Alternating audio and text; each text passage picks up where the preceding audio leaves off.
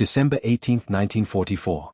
Outside the Belgian town of Bastogne, the temperature has plummeted to 14 degrees below zero. Snow falls in sheets so thick you cannot see your hand in front of your face in frozen foxholes dug into the hard earth. American soldiers huddled together for warmth. Their fingers too numb to feel their rifle triggers. They have been surrounded for 2 days. German panzers mass in the darkness beyond. Ammunition is low. Food is gone. Frostbite claims fingers and toes in the night. And somewhere in this frozen hell, a 22-year-old corporal named Eddie Voss sits hunched over a captured German radio, headphones pressed against frozen ears, listening to voices that command his death. He does not know it yet, but in the next 3 hours, his act of deliberate disobedience, his choice to do something strictly forbidden by military law, will save the lives of approximately 300 American soldiers. Those men would have been slaughtered. The casualty reports were drafted. The memorial services were planned. But Eddie Voss, with nothing but a German voice and a desperate gamble, would turn catastrophe into miracle. What he did was classified as a court-martial offense. What he did was technically illegal. What he did contradicted every rule his commanders had drilled into him. Yet when an American general finally heard what Voss had accomplished, when he understood the mathematics of lives saved versus military protocols broken, he made a choice that protected Voss from prosecution. He classified the incident. He buried the records. 4 decades, the story remained locked in military archives labeled TOCC. 2 classified for public memory. This is the story of a young man with no special training, no apparent qualifications, and one extraordinary gift, his grandmother's voice. It is a story about the moment when following orders meant death, and breaking them meant salvation. It is about split-second decisions made in absolute darkness that echo through history. And it reveals something profound about war itself. That sometimes the weapons that change everything are not forged in factories.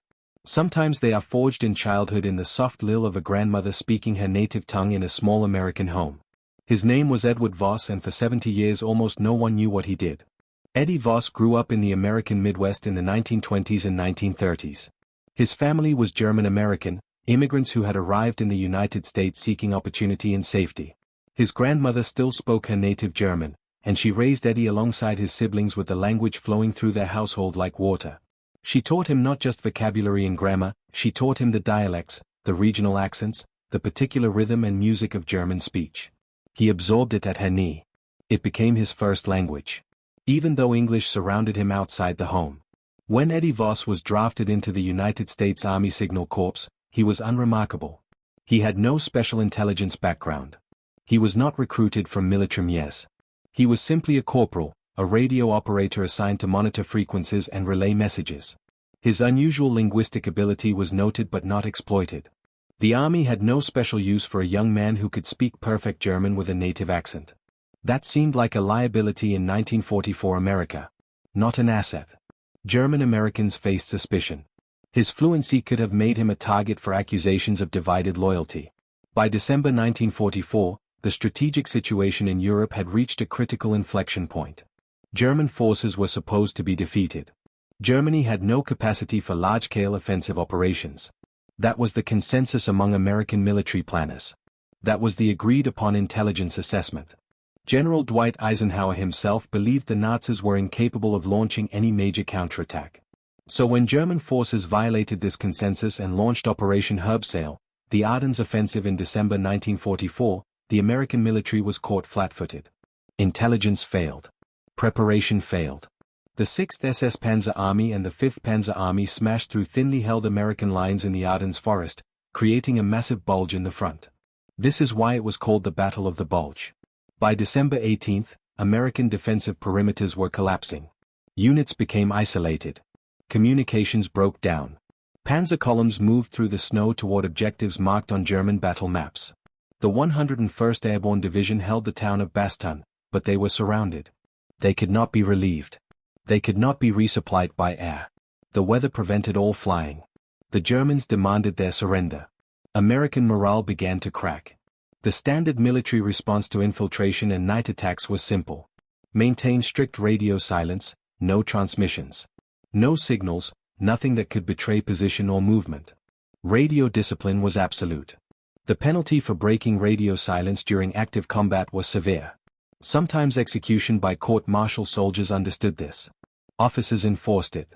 Signal Corps officers like the commanders above Eddie Voss had given explicit orders. Monitor enemy frequencies for intelligence. Yes, but absolutely categorically under no circumstances should American radio men attempt to communicate on captured German channels. It was forbidden. It was illegal. It could result in charges of unauthorized military action, conspiracy, sabotage. The rules existed for reasons. They existed to maintain command and control, but rules written in comfortable headquarters in winter 1943 had not anticipated what would happen in frozen foxholes in winter 1944. Eddie Voss had volunteered to maintain the captured German radio set on the night of December 17. It was meant to be an intelligence-gathering assignment. Sit in a frozen foxhole. Listen to German commands. Report what you hear to officers. That was the job. No one expected anything else.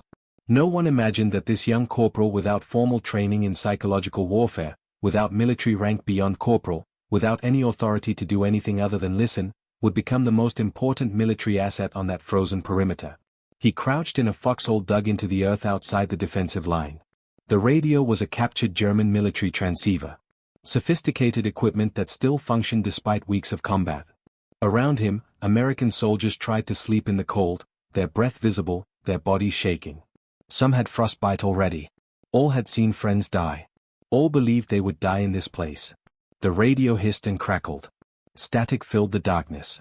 And then voices, German voices speaking in rapid clear military German. Orders, coordinates, objective markers. German panzer commanders organizing an assault that would begin at dawn. The attack would come from the east, overwhelming the American eastern flank, pouring through the defensive positions, annihilating the encircled American force. Eddie Voss understood every word. For 3 hours, he listened. He heard the German commander coordinate. He heard them organize.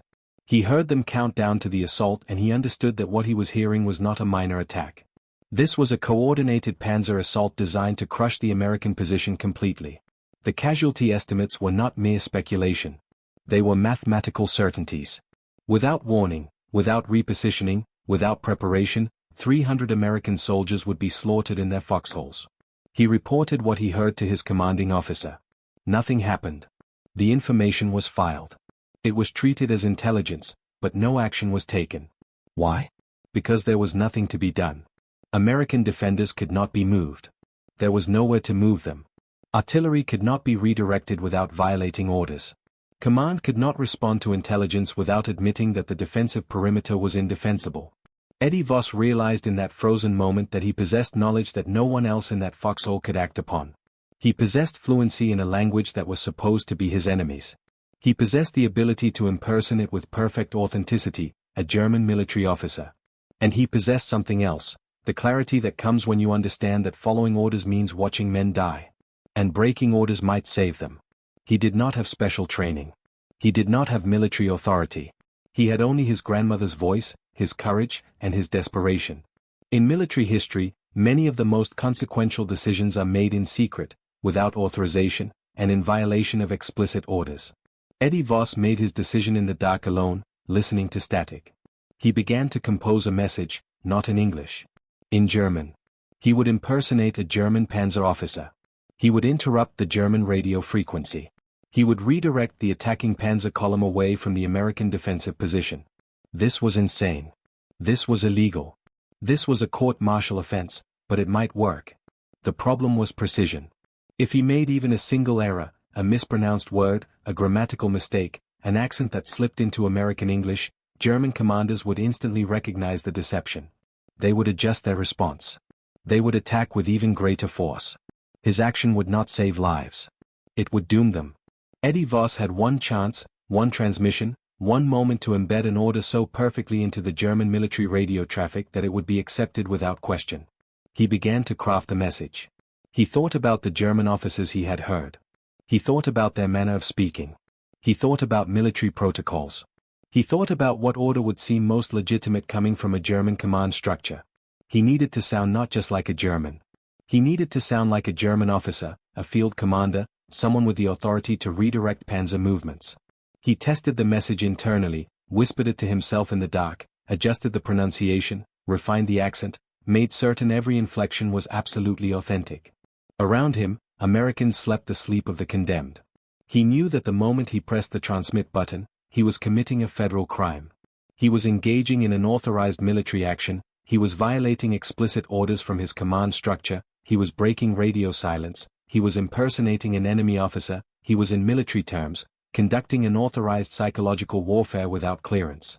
When he finally reported what he intended to do to an officer in his chain of command, the response was immediate and visceral.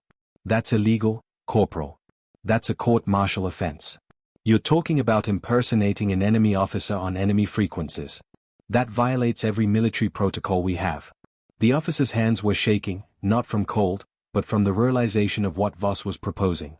Not from fear that it might fail, but from understanding that if it succeeded, they would all be implicated. The officer was facing a choice.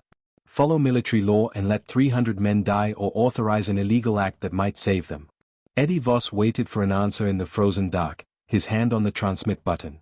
What happened next occurred in a matter of minutes, but felt like hours. The officer who heard Voss's plan immediately escalated it up the chain of command. Field officers gathered around the radio set. Messages went to division headquarters. Lawyers, military lawyers, were consulted by radio. The question was simple but profound. Could an American soldier legally impersonate a German military officer on German military radio frequencies if doing so might prevent American casualties? The answer from every military legal advisor was identical. No. This was explicitly forbidden under military law. This violated the Uniform Code of Military Justice. This was unauthorized military action. This was, in the language of military courts, martial conduct prejudicial to good order and discipline. But the casualty estimates were also clear. Without warning of the Panzer assault, the American position would be overrun. The casualty estimates ranged from 200 to 400 men killed or captured. The estimates were not guesses. They were calculations based on Panzer strength, American ammunition reserves, and defensive position analysis. The mathematics were brutal and unambiguous. The debate that followed was not a debate about legality. Everyone understood the law. The debate was about morality. It was about what happens when military law designed to maintain order and discipline comes into direct conflict with the immediate survival of American soldiers. A major in the Signal Corps Division Command made the decision. He understood the legal implications. He understood the career consequences. He understood that authorizing Voss to impersonate a German officer on German military frequencies was technically a conspiracy to commit unauthorized military action. He would be implicated. He could face courts, martial himself. But he also understood that 300 American soldiers would die without intervention. "Do it," the major said. "Make the transmission." The room erupted. Officers began shouting confirmations. Soldiers relayed the order through the radio network. Radiomen positioned themselves on contingency frequencies, and Eddie Voss, with his hands shaking from cold and from the weight of what he was about to do, positioned himself at the German military frequency. He knew that the German Panzer column was coordinating a final check before the dawn assault. He knew the communication protocol. He knew the moment when German commanders would be listening to the frequency. He knew exactly when to transmit. At 0247 hours, 24:07 in the morning on December 18, 1944, Eddie Voss pressed the transmit button. He began to speak in perfect German, in the accent of a German military officer. In the voice of his grandmother, transformed into the voice of a Wehrmacht commander. "Panzer Column Eisenfaust," he said, using a German designation he had heard on the radio. "This is Division Command. I am redirecting your assault vector. New objective coordinates are as follows." He provided coordinates. They sounded authentic because they were authentic German military grid references. The Panzer Column, receiving what appeared to be a legitimate command from higher-level German military hierarchy, confirmed receipt. New objective is the supply depot at coordinate reference point 749. This objective has higher strategic priority than the current assignment. Assault force designated for this mission. Redirect immediately. Acknowledge. The German Panzer commander acknowledged. The assault vector shifted. The German panzers, which had been positioning for an attack on American defensive positions, began moving toward the supply depot coordinates that Eddie Voss had chosen to be far enough away to prevent immediate American casualties, but close enough to sound militarily credible. The attack on Bastogne never materialized that morning. American soldiers who had been preparing to die in their foxholes opened their eyes to a new day. The German assault had been diverted. American casualties that morning numbered 0. 300 American soldiers lived because a young man spoke with his grandmother's voice into a radio in the dark.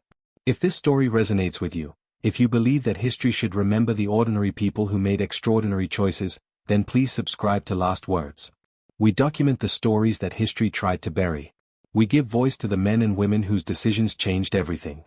Hit that subscribe button and every week you'll receive stories of courage that were classified, buried, or forgotten.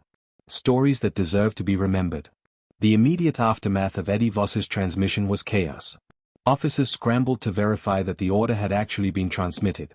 German radio operators confirmed that they had received it. American intelligence personnel who were monitoring German frequencies reported that the Panzer column had inexplicably shifted direction. The German assault that was supposed to annihilate 300 American soldiers simply stopped for the first 90 minutes after the transmission. There was silence on the radio. No German officers questioned the order. No commanders demanded clarification from higher headquarters. The deception held, but it could not hold forever. Approximately 2 hours after Eddie Voss's transmission, German command began to notice that something was wrong. A Panzer column had shifted objectives based on a radio order that higher command had never issued. Division headquarters had no record of redirecting Panzer column Eisenf. The supply depot that Eddie Voss had designated as the new objective was not a priority target. In fact, it was a secondary position that had already been partially evacuated. German officers began to suspect deception, but by that time, it was too late to reverse course and resume the original assault without losing hours of coordination. The tactical situation had changed. American forces were no longer in the vulnerable, unwed state they had been in before the transmission. The German Panzer column did eventually locate the real American position, but the attack when it came was disorganized. It was delayed. It had lost the advantage of complete surprise, and American forces, now aware of the threat, had repositioned. They had called in artillery support. They had redistributed ammunition. American casualty counts on December 18, 1944 in the Bastogne sector were minimal. In the aftermath, American military intelligence compiled the numbers. They estimated that without Voss's intervention, American casualties in that sector would have exceeded 300 soldiers. Many would have been killed. Many would have been captured and become prisoners of war in German prison camps. Camps where American POWs were known to suffer extreme conditions. The mathematics were stark. 300 lives versus one corporal committing a court-martial offense. From a purely utilitarian military calculus, it was not even a difficult calculation. But from a military law perspective, it was extraordinarily dangerous. If Eddie Voss was caught, marshaled, and convicted for his actions, it would establish a precedent. It would mean that ordinary soldiers could be prosecuted for taking independent action even if that action saved lives. It would create a chilling effect on initiative. It would reinforce the principle that following orders was more important than saving American lives. The officer who had authorized the transmission understood these implications. The commanding general who reviewed the incident understood them as well. The decision was made at the highest level. The incident would be classified. The records would be sealed. Eddie Voss would not be prosecuted. The transmission would be classified as an unauthorized military action. But Voss would be protected from prosecution. The records would be sealed. Eddie Voss would not be prosecuted. The transmission would be classified as an unauthorized military action. But Voss would be protected from prosecution. In military terms, he would be classified as having committed an unauthorized action that resulted in positive outcomes. He would not be promoted. He would not be decorated. He would be quietly transferred to another unit. His service record would reflect his actions, but the nature of those actions would be sealed. Years later, military historians would examine the Battle of the Bulge and try to understand the tactical decisions that prevented total American defeat in certain sectors. The answer, in Eddie Voss's case, was simple. One man, one radio, one moment of courage, and his grandmother's voice. The German reaction to the deception was documented in after-action reports. German officers were furious when they realized they had been deceived. They initiated court-martial proceedings against commanders who had accepted the fraudulent order. They conducted investigations into the transmission. They reinforced protocols to prevent future deceptions. But the damage was done. The moment of American vulnerability had passed. The American defensive line held. The German offensive stalled and eventually American reinforcements arrived.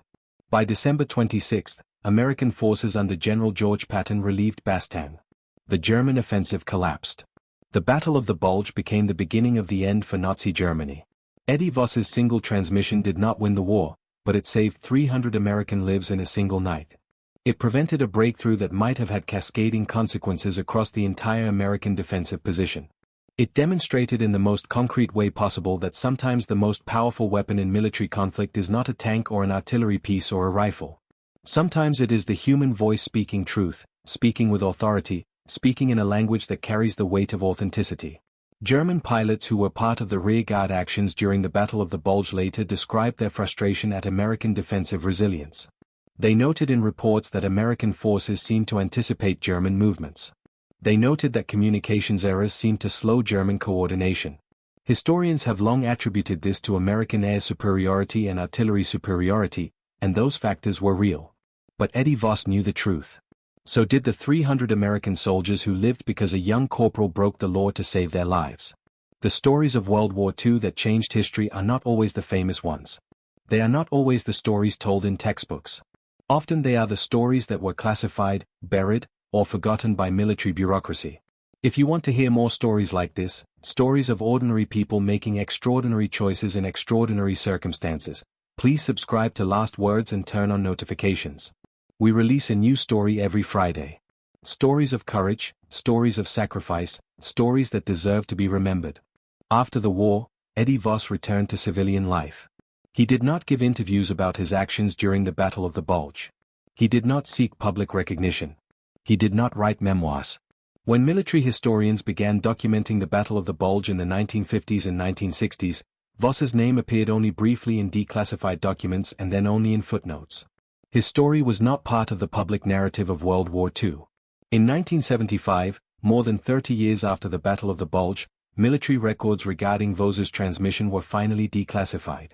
A historian examining military archives found references to the radio deception at Bastogne.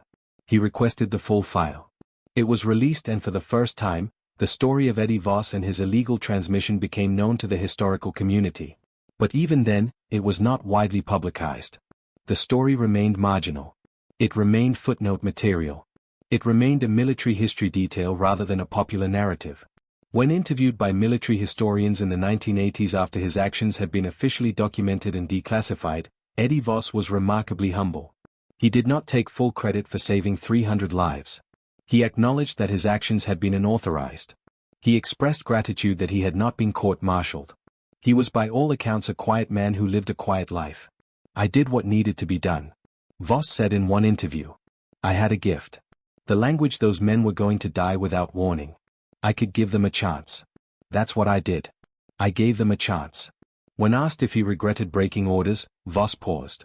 Orders exist for a reason, he said carefully. But so do men's lives. When those two things come into conflict, you have to decide what you're willing to live with.